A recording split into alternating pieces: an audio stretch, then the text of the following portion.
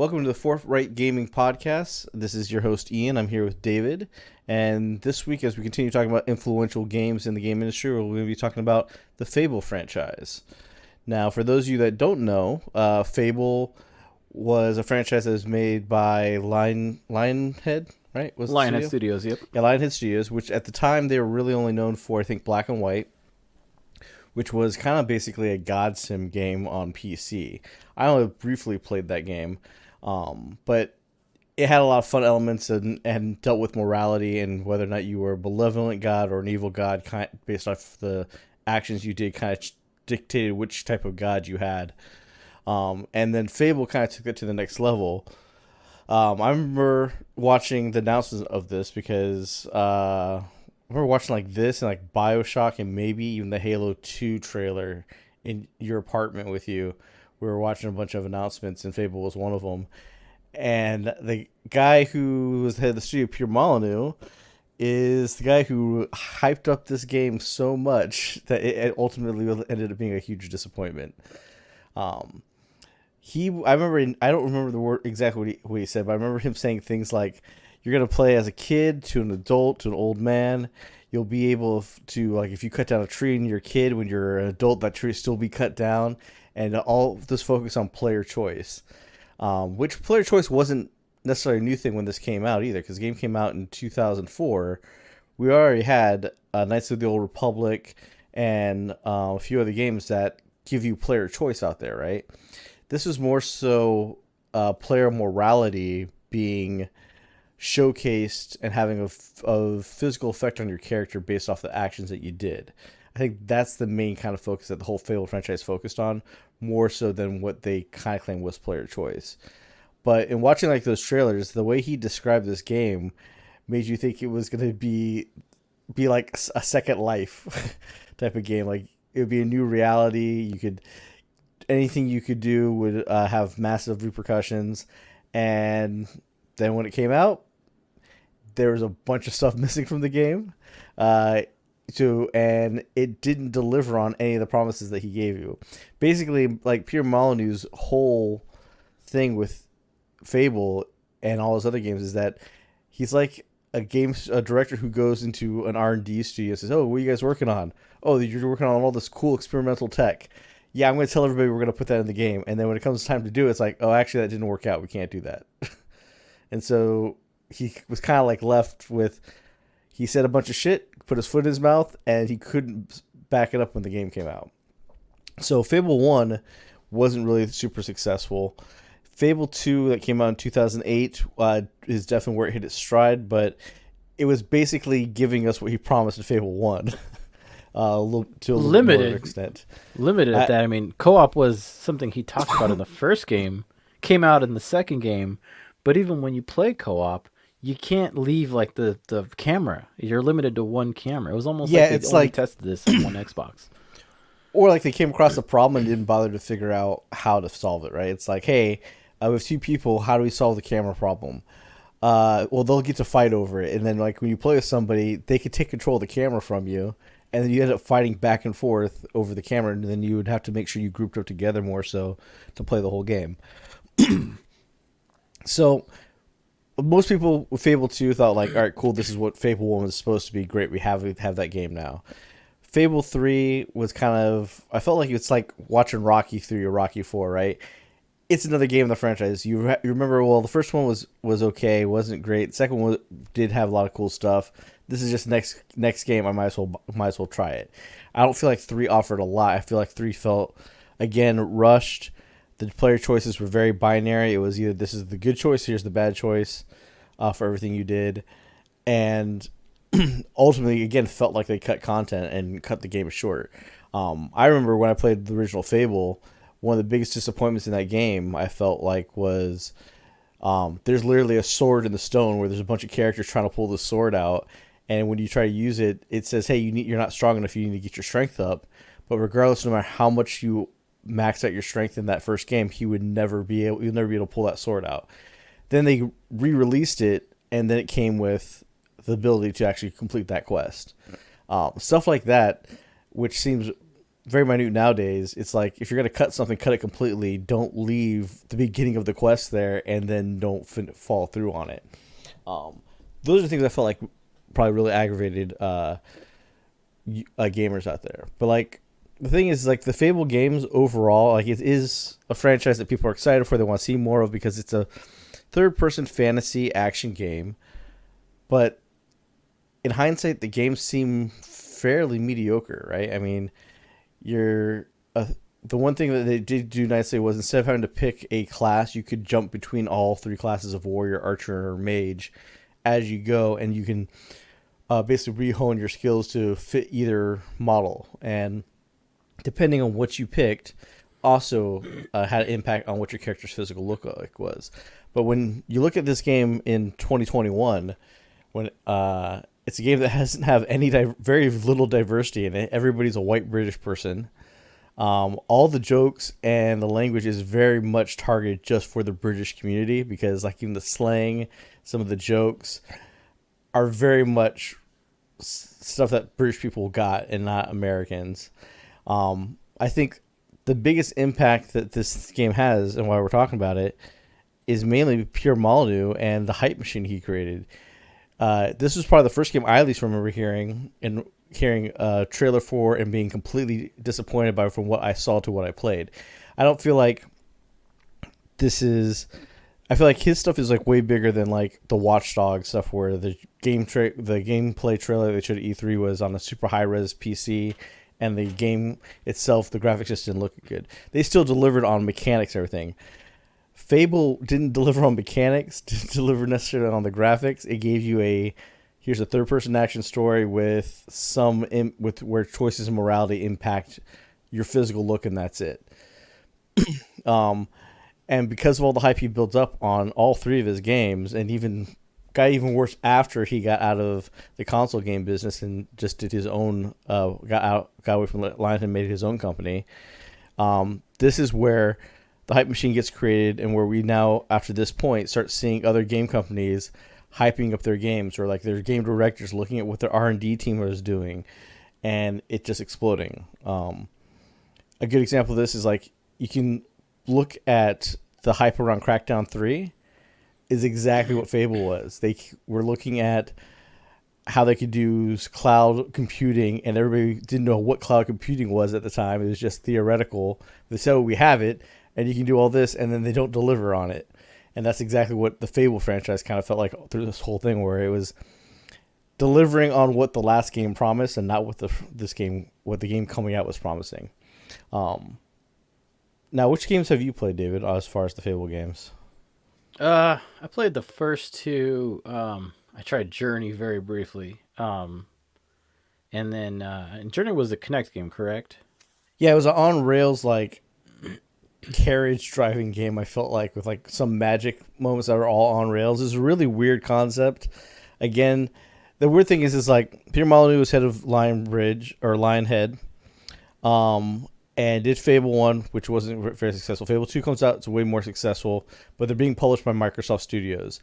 After either when Fable 2 is being made or right after its release, Pierre Molyneux was hired by Microsoft as a Microsoft employee, not just a studio head of Lionhead. Because actually, when we started at Microsoft, he was right when one of the Icelandic volcanoes was going off, or one of the ones in Norway. He was in an elevator with me and Joe, looking confused and pissed off because like he couldn't leave. He was trying to go back home, but all flights were canceled because of the volcano. But he started working for Microsoft, and then Fable 3 came out. I believe they ended up axing him because, not necessarily because Fable 3 was bad, but because they realized like you can't let this guy talk. He can't be at E3. He can't be in front of the press. He can't say stuff because he'll say things he's not supposed to say, and he'll ultimately hype up something to where now his name is a joke. People will say, "Oh, who told you that, Molyneux?" Because yeah, the guy just hypes things up and it never comes to fruition. Well, he's a legal liability, right? Like, there's been a discussion about gamers more recently than ever, but gamers suing developers about things that were promised but never delivered, and how your pre-order and your purchase was been eventually done on that premise alone. But with games, as you know, you can't really get a refund, right? Once you open a package of a disc, it's over. I mean, Steam, Xbox, they'll kind of let you get some leeway with a refund, but it's usually going to be like one title per year, if that. And you have to still suffice with a certain amount of under 2 hours, right? So there's definitely some issues when it comes to having him come out and promise things like co-op in Fable 1, or these vast open worlds that he had kind of promised with the environment. And for the most part, I would say it's Fable's environments were never known for being vast or wide or even being heavy on the exploration. Like, you would kind of explore, but it was very much like an outdoor version of a Doom map. You kind of would hop around, go from area to area, but exploration was pretty limited, and he was a liability in terms of saying things and people being disappointed with what was delivered. It's interesting you said, because like back in 2001, when this game was announced, in 2004 when it came out, right? We were out of high school at the time, but we were still trying to find jobs, still like, trying to figure out education, basically living paycheck to paycheck, right? Nowadays, everybody's like in their 30s, 40s of our age range, our generation. They have good jobs, they have money. If somebody tells them something's going to be in a product and they buy it and it's not there, like, oh, well, I have a lawyer. I'm going to call him and sue the fuck out of you. When we were kids, you're just like, well, I guess I got fucked.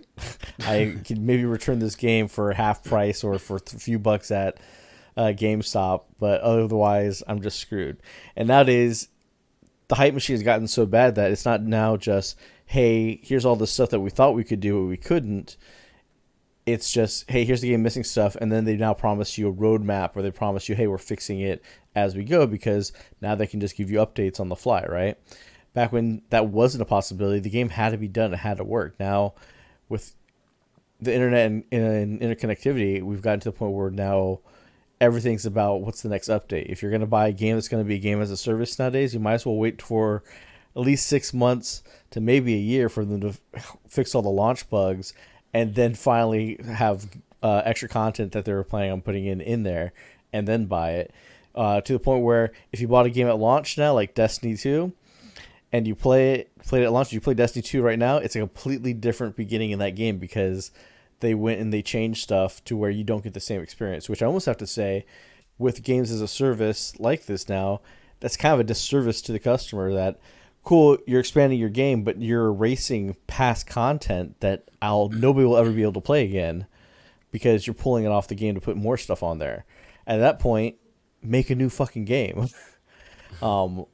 Or you sell me a subscription, not a $60 game, to play in your world. Then, if it's going to be ever living, changing world that I can't go back and re-experience, then I might as well just pay you a subscription to play it and not buy a $60 game to find out that, hey, a year from now I can't play that. I can't go and restart my adventure. I have to go with wherever I'm at.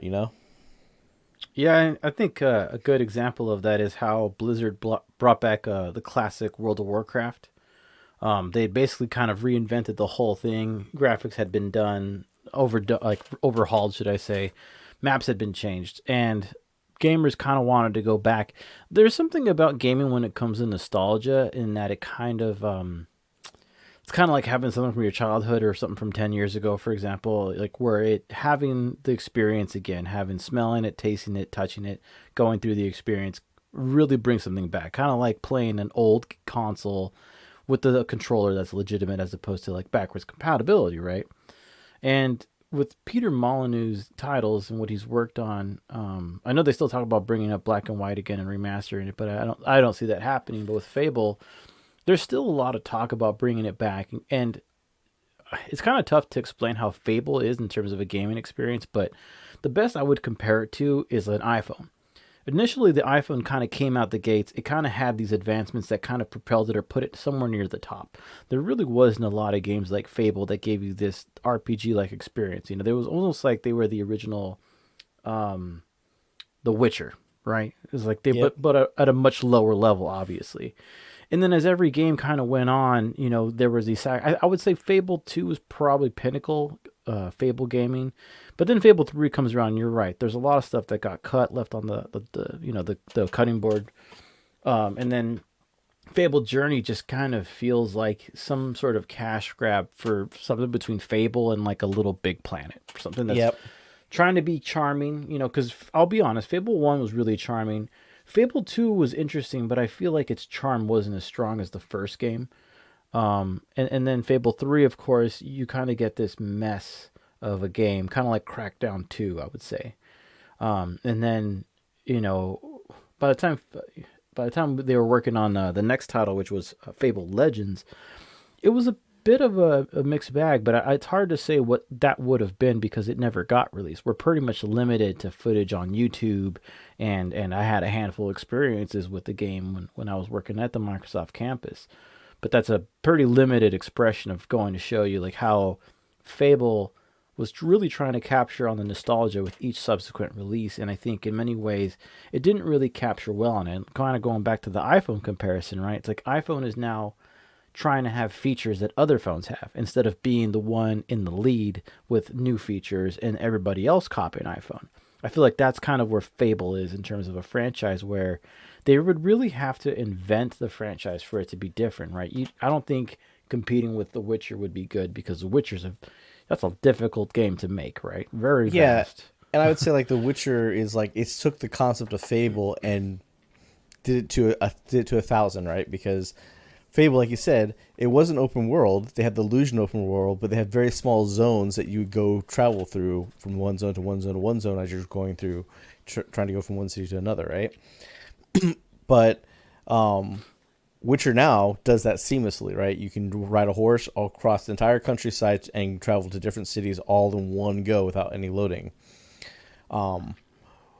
Now, like you said with Fable, I feel like you're absolutely right. It's the nostalgia thing, right? People have fond memories of what their excitement was and how they felt with playing Fable. And Fable 1 and Fable 2, like you said, they're charming, but I feel like they really kind of lacked in having a structured story.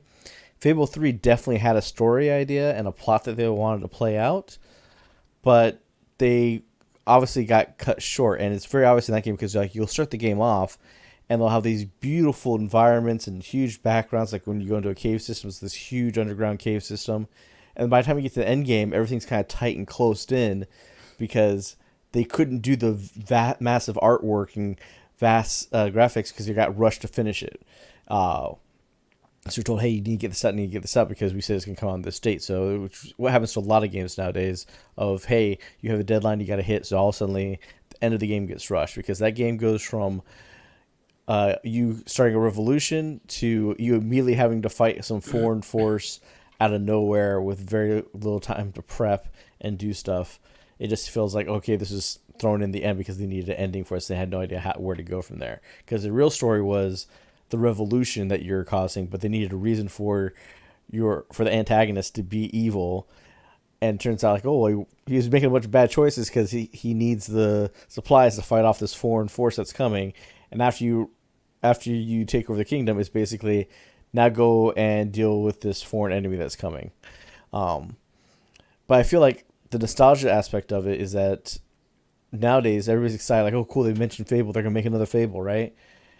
Again, the games were kind of unique and they were cool, but at this point, by 3 and Journey, and even Fable Legends that they were planning on doing, they weren't making anything new. They're just trying to find new ways to basically look at the world of Albion that they created.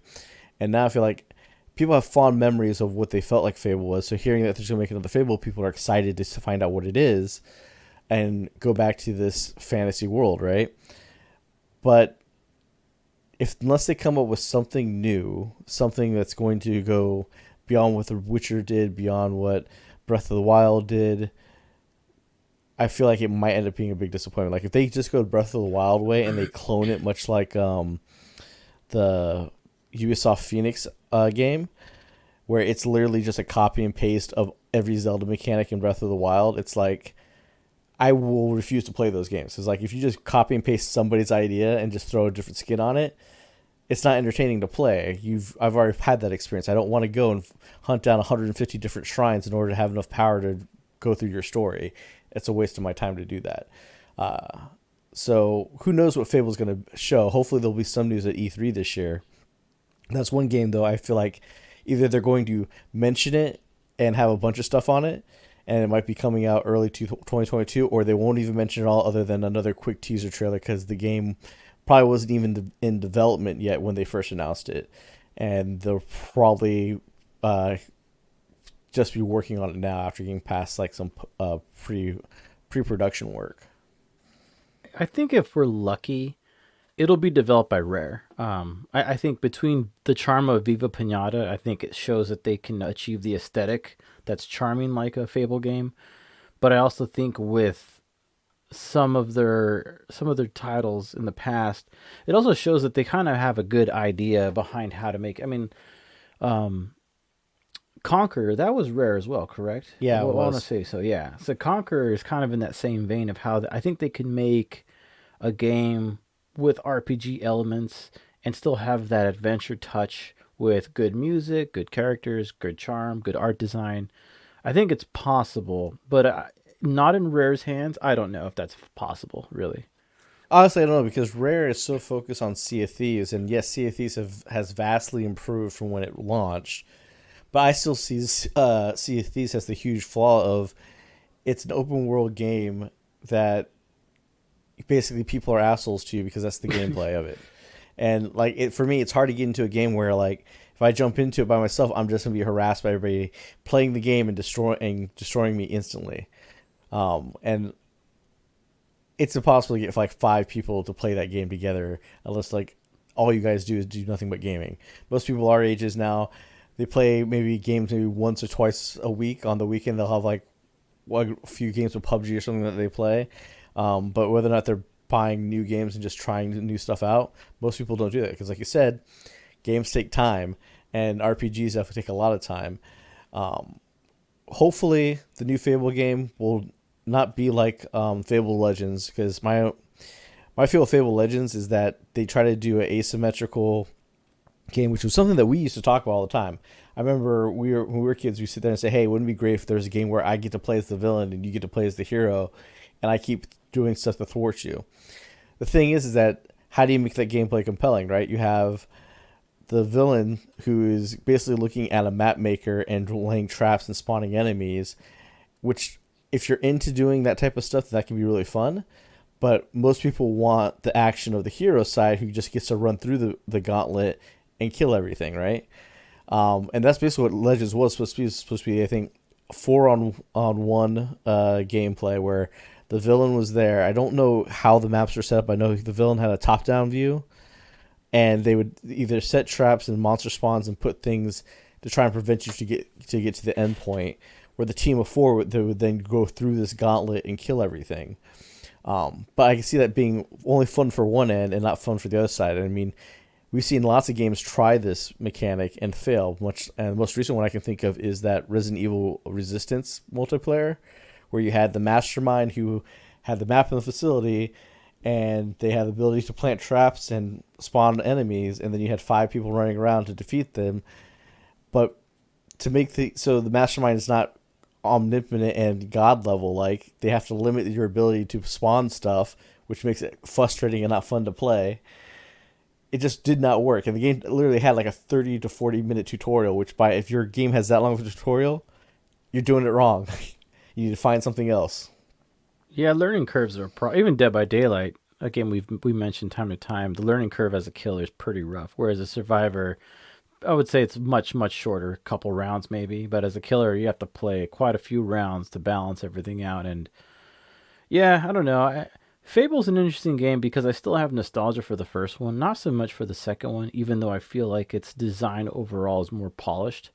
It, Fable 2 was definitely the high production, high execution version of all the Fable games, and then Fable 1 was kind of like the everybody was motivated, everybody had the ambition to kind of get this idea out there with limited hardware at that. 'Cause we're talking original Xbox, right? They did re-release it on the 360, which is also backwards compatible on the Xbox One and Xbox Series X.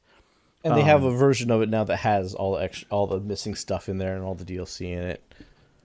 Yeah, I It's just a don't. Fable Anniversary Edition, I believe. Yeah, yeah, and I don't know where they're gonna go with this. I mean, the only inclination we've had, like I said, is Legends, and Legends to me wasn't a bad game. It was clearly still in beta when I got the chance to play it, and the footage of it really goes to show you that visually, I think it was spot on. When I've looked at gameplay footage of it, I think the only issue I've had is it's just not very vast, right? It was supposed to be a Xbox One title, right? And it didn't even look bigger than the Xbox 360 titles environment. So I feel like that was kind of some of the main points, is that it kind of has to build and be grander. Now we have the Series X, where I would say the limitations aren't even your platform so much, rather than your development tools. But where do we go from there? Like you said, how are you going to compete with The Witcher? You'd kind of have to go in a different direction. Yeah, and the thing is that if they're going in a different direction, I want them to go somewhere new and not something we've already seen, like asymmetrical gaming and stuff like that. Like you said, Dead by Daylight has an asymmetrical gameplay and it's very popular now. But when that game first came out, it was really rough.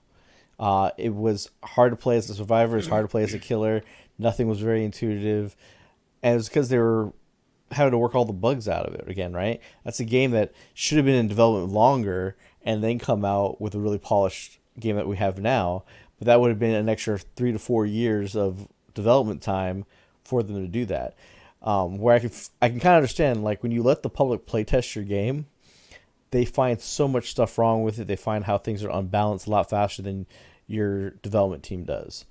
And that's just because it's foreign eyes looking on something fresh and not having all the context that a developer has in their head. But like where Fable goes from here, they can't do the same game that they've been doing. I think they have to have a really good, compelling story, and they're gonna have to have decently large environments, and something that, even if the story is going to be linear, it doesn't feel like I'm on a linear path the entire way. I mean, most of Fable 2 and Fable 3 is follow this trail from one end of the world to the other one, and that's where you go. Do you need to go backtrack? You can if you want, but you don't really need to. You basically go from one section to the next section to the next section until you get to the end. Now, if they made a world where it's like, all right, here's this world, and everything's gonna be spread all the fuck around, and you go around, and it feels vast and it moves smoothly. If they hit all the visual things they need to hit from the get go, they make sure there's not a ton of bugs in it, or they're hopefully makes it at least bug free as possible at launch. It could be fairly successful because it will hit all that nostalgia. But as I said, like the Fable franchise isn't an influential franchise because of the gameplay of what it was, because it's not even the only type of third person action adventure game that was out. There were plenty of other ones on the original Xbox as well as the other consoles moving forward, right? It's really this hype machine that Pierre Molyneux made and created that we now see it get other developers fall into the same trap. And it's almost like if you're writing the history of gaming, there's going to be a chapter on him as far as like, this is what not to do. Don't promote the ideas you have. Promote what you actually have built and is working to get people excited. If you're going to promote something that doesn't exist yet, you better make sure you get it up and running and working to some extent when you launch it. Otherwise, people are going to be disappointed. And like you said, these days it's a legal liability because everybody's happy to sue developers, publishers, manufacturers for, hey, you told me this was going to have this and it doesn't have it. Why does it not have it? So you got to be extra careful nowadays. I mean, after the Fable franchise and Pierre Molyneux made some other game, he made like a mobile game called Gladys or something, I believe, where his big thing was people who play this game, if at one point, if you're like the best player, they'll actually put you in a game, make you a character. And I remember reading a whole article about what happened with that event because it kind of was mentioned, and then like since it was a mobile game, nobody really cared. Well, somebody end up winning that prize, and was supposed to be put into this next game they were making. And he was flown out to London or to England, wherever not Lionhead, but his new studio was at. Was let in there, and his experience at their game studio was like, it's a shit show, dude. There's no direction. They have no idea what they're doing, and what they put in the game for him was so mediocre. I believe he ended up suing, like, hey, this wasn't what I want, wasn't what was described in the prize. So, what the fuck? So it sounded like where they went. And even in that article, they interviewed Peter Molyneux. He's like, yeah, I've learned I just can't talk to the press. I just can't talk to anybody. Like, don't bother interviewing me for stuff on what we're working on because I just need to keep my mouth shut. He can't control himself because not only did he hype up Fable, he hyped up the Kinect with that one Milo game that never came out. That made the Kinect sound like you're actually going to be talking to an AI in your TV, and ended up never coming up to anything. I think they took that tech and they made connectables with the pet animals, and that was where that tech went. Otherwise, the tech demo that he showed never turned into a real game, which that's why nowadays I think when we look at E3 this year, we're only going to see a lot of gameplay footage of stuff that's going to be ready to come out soon. They're probably going to avoid doing a lot of. They've always started avoiding doing a lot of CG trailers because gamers can tell that's gameplay, that's CG, and we know we can't trust a CG trailer because of other hype machines like Killzone. I think it was Killzone 3, right, where they once again had a high res gameplay session that was pre-recorded that turned out not to be what the game looked like at all. Just like Watch Dogs did the same thing, and these other game companies do these little tricks. It's like, hey, look how great our game is. Like Colonial Marines is another one that was hyped up. This game looks so good, and then when you find out that, well, Gearbox didn't make it, they had Sega do it, and then they just fucking hash it together like in 6 months. What you saw at E3 wasn't even in the game at all. It was just garbage, which they ended up getting sued on that one too, I think. So, like I said, the Fable games themselves are kind of a cool and a niche like fantasy world, but I think people have a nostalgia for the game that never really existed. It's just what we hoped it to be, because when you go back and you play them, like those games don't deliver at all what you think they should deliver on, but you have this memory of it, like, hey, this game did deliver on this, or this game was going to be magical and awesome, and then it's like, yeah, but it's lacking here and here, and like. I feel like that whole franchise lives off of nostalgia and not off of like, hey, here's a really good game you should definitely play. Because I would say, in the library of games to play, is Fable. If you want to play Fable, yeah, you can play it, but it's not going to be at the top of my list of a fantasy RPG to tell somebody to go play. I mean, I feel like there's lots of other games who did that genre better or added better mechanics to it. Honestly, I think like Overlord's a better game than Fable. I wasn't a fan of Overlord, but that's a gameplay decision. I thought the game design was pretty well, but I mean, if anybody was listening to this that is involved in Fable development or in the pitching of idea, I personally think that you're at a point where if you're going to compete on a technical level, you have to be in that top 1%, and that's just too expensive. I would take it back down to basics like Fable 1 was, and kind of make it something in between like the Fable universe, right? Like that fairy tale universe, but make it something more akin to BioShock, right? Where you have maybe a first person perspective as opposed to third person, right? So people are more in the character, and you have this world that's basically been corrupted by like a dark wizard or dark witch, and you have to cleanse it similar to BioShock. So you kind of have this dark tinge, and then you clean it out, and then it kind of comes to life again. I guess that's kind of more like Saboteur, if you ever played that game, where you kind of clean, everything's black and white, you clean out an area, and then color kind of comes back into the territory. I think that's something that I personally would be great to see out of a new Fable game, because I feel like that would really both bring new life into the game industry as well as to the franchise.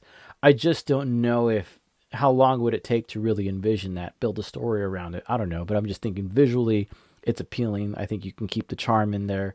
You can make nods to various fairy tales, in the past, because that's really what Fable is. It's kind of just a nod to a fable of, which is, Aesop's fables and things of that nature. And if they could just achieve even a modicum of that, I think they could have great success if they just don't worry about it. I mean, I think Fable Legends, the biggest mistake was it was free to play. How can you monetize a game that kind of plays the way it did, right? Looking at the footage, you look up YouTube Fable Legends first hour gameplay.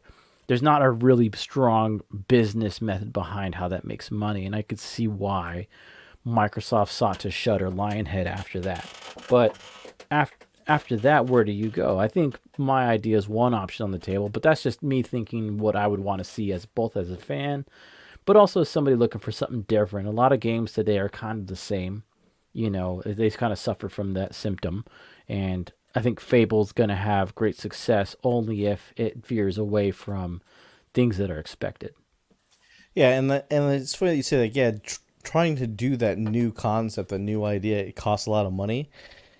Well, like we said in our Game Pass episode, is that Microsoft is now in a position where they have a $2.4 billion a year subscription service that just generates money for making games. And they've designed a development process of, hey, look, we got money. We're going to pay you for all your development costs. Make a game. And people now have the freedom of being able to make a game, especially if you work at Microsoft, based off of the ideas you have and not off of, hey, how do I monetize this so this makes money? When you have to monetize a game, you have to think about monetization. It turns it, instead of being about a fun adventure or story you're telling, into how can I get the consumer to spend more money. And as we've seen with all the games nowadays that do this, those games always get slammed for that feature. They get slammed because they have too much of it, or because it's aggressive, or because they make things too hard or too tedious to do, so they want you to try and force you to buy shortcuts. Those make bad games. I think, like you said, Fable was like the satire of fairy tales, and we all have fond memories of fairy tales, and that's why Fable is such a nostalgic type of title. And if they go the right way with it, it could revitalize it and make it kind of like a new updated franchise for the new consoles that we're getting. Because honestly, with the tech that we're getting with this this current generation, with the ray tracing, the 60 frames a second visuals, you finally see a real difference. And I feel like I'm watching some games now that's like, wow, this game actually does look better and more realistic. And I'll say, like, one of the first games I saw that on was the Mass Effect Legendary Edition, where, wow, I see that this thing's casting a shadow on its character, and the character's moving, and you can see how the shadow dances on their faces because of it. It's like, wow, most games don't have that, and it doesn't feel as real. This does. Or the super realistic reflections we get with ray tracing now can make things look really realistic, to the point where I feel like I'm finally seeing the next level of gaming graphics, where back in 2001 and between like 2001 and like 2008, we saw a lot of games come out where it's like, oh wow, this is really cool and new, and then we hit a point of stagnation where everybody just like copied their models and made them a little bit clearer, made it a little bit sharper. They didn't push the envelope anymore. I feel like we can now push that envelope with new titles. So hopefully this E3, if they have anything on Fable, they'll show us some really cool visuals and some gameplay, and maybe they go your route and have a really cool idea that can revitalize it. But basically, those are my thoughts on Fable. Do you have any closing thoughts on it? The only thing I would say is, if you're interested in playing the games and you haven't played them, I would check out footage of the first two. The second one is explicitly more fun to some extent because of its co-op elements. But it is somewhat frustrating at the same time, so bear in mind. But I've personally found the approachability of the first Fable to be good, and the second Fable is decent as well. And you can get them pretty cheap, and I believe all three are on Game Pass as well. Yeah, they are extremely cheap games and very affordable. Check them out, see what you think. This is a franchise that will be remembered, maybe more for the nostalgia factor of what we all hoped to get out of them that we didn't. But also definitely for, as we said, the hype train that it created, and how we've seen other people just jump on the same thing. I think the very next person who's very much like Pierre Molyneux was the guy at Hello Games who made No Man's Sky. He mentioned a bunch of stuff that they were working on that didn't come out until basically 2021. So that's, at least their game came out in a time frame where they could just keep updating it and fix it, and not say, well, sorry, here's the game, you're stuck with this empty universe. They were actually able to update the game and fix it for people who bought it. So that's what this industry has kind of learned from the lessons of Pierre Molyneux and Fable and so on. But that pretty much wraps up our show for this week. Again, I'm your host, Ian. With me here is David. You can find us on forthrightgaming.com and catch our podcasts on Podbean, Amazon, Apple Podcasts. Anywhere you normally find a podcast, you should usually find the Forthright Gaming Podcast. And you can catch us streaming games on Twitch at, you can find me at Found at the End on Twitch, and also on forthrightgaming.com. We have a direct link to our Twitch channel there too. So if you're ever streaming, you'll catch us there as well. So thank you for listening, and we'll see you later. You have a good one.